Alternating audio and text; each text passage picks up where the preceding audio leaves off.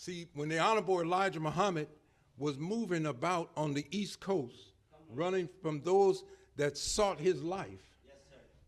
many of the times he was teaching in the Masonic temples. Yes, sir. Teach, brother minister.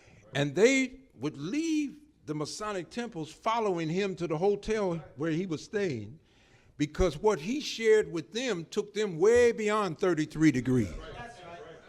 The circle of knowledge is 360 degrees. So when you get to 33 degrees and draw the line, you're still crawling. Yes, sir.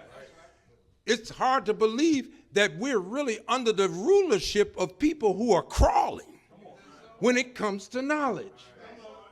Those that accepted the Honorable Elijah Muhammad and the light striking the brain took us beyond 33 degrees. We were at 90 degrees, straight up on the square, right? At 90 degrees just from a temple meeting. This was explosive for us, right? So in the Masonic Lodge, they have Hiram, the widow's son. And Hiram had a secret in his head. It was the secret of the construction of the temple. That's the last part of this rejected stone message that we want to talk about, but 3 ruffians attacked Hiram. Yes, sir. Of course, one hit him in the back. They said that was the French, and they colonized some of the black people in Africa. He was hit in the neck, and that was the British, and they colonized many in Africa and throughout other parts of the world.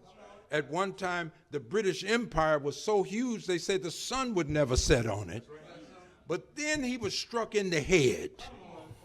This is America, and when Hiram is struck in the head, he's completely divested of the knowledge that he had. Then they take his body to hide their crime, and they drag him to the north corner of the temple. This is a picture symbolically of us being divested with knowledge and being dragged on a westerly course across the Atlantic. Yes, sir. Notice he was set in the north corner of the temple, and we were brought to North America. Yes, sir. Come on. When you're divested of knowledge, you're in a cave-like existence. See, once he was rejected and we put him out of our civilization and he had to live in the caves, he's determined to make us suffer Yes, sir. what he suffered. Yes, sir. Teach, brother minister. So the mouth of the cave in North America, follow me for a minute, the earth is turning at 1,037 1/3 miles per hour, but it's on an easterly course. So it's not that the sun rises as much as the earth turns into the sun. And then as the earth keeps turning and it turns away from the sun travels through the southern sky after it rises in the east, and ultimately it sets in the western sky. But it's never in the north. So if the mouth of the cave is in the north, it never gets light.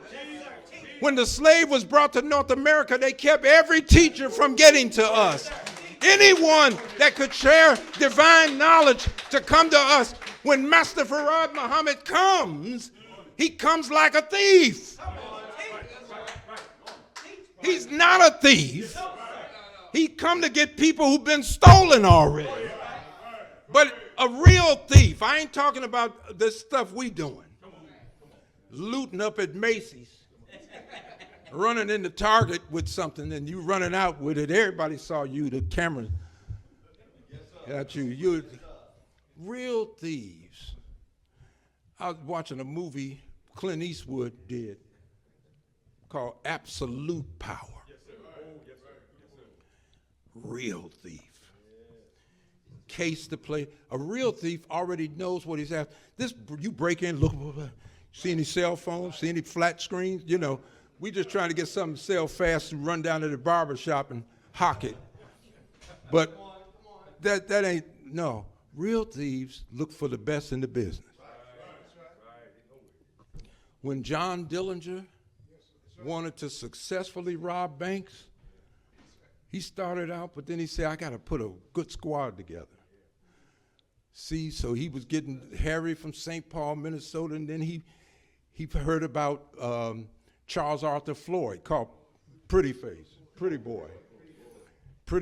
Floyd. They wanted to get Jack Kelly, Machine Gun Kelly, but the government caught him in Memphis, Tennessee. But, you know, he put, from south side of Chicago, Lester Nelson, called Babyface Nelson. These were high profile bank robbers, vicious. But he didn't grow up with them, but he heard about their work. And so he wanted to bring them all together to put together a high-powered, skilled team of people. We don't operate like that. You dealing with the same person you grew up with and played basketball with, and y'all in the thing together, and that he don't know much about it, and he can't teach you much about it. But real crooks look for people who are good in the business. They intend to get something. So here's a man, he understands he got to come by himself. So he got to come in unobserved and not even detected. Right. Get to the inside. The thief already know what he's after before he break in. Right. Once he's able to secure it, he's out. Thieves don't, when a person moves like a real thief don't hang around. Trying to make a sandwich and something. They got some good stuff here, kosher.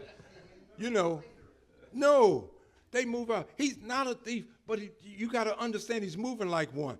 Look, he comes in sinful flesh. You got a disguise on. Yes, sir.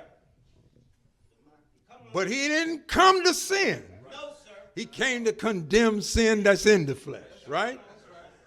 Just walk with me for a minute. So the scripture is showing, you know, how this man moves. But my point is now he's going to open up the knowledge and the wisdom that's been hidden even in this little 33 degrees of knowledge. Teach, brother minister.